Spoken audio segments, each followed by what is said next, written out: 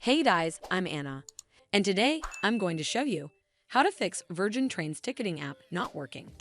So first of all, you need to make sure you're running the latest version of the app. Open up App Store on your device, and then tap on this search icon in the bottom right corner.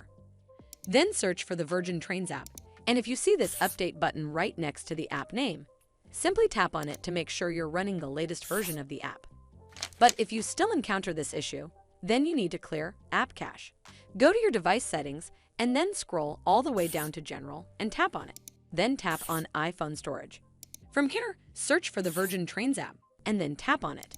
Once you're on this screen, you need to tap on Offload App. Tap again to confirm. It'll take a bit for processing, and then a Reinstall button will show up. Simply tap on it to reinstall the app. This should fix the issue, but if it doesn't, then you need to completely reinstall the app. Follow the on-screen instructions to navigate all the way to the app page. Once you're on this screen, tap on Delete App to uninstall the app from your device. Once uninstalled, you need to open up App Store and then search for the Virgin Trains app right over here in the search bar, and then click on this Get button to install it back on your device.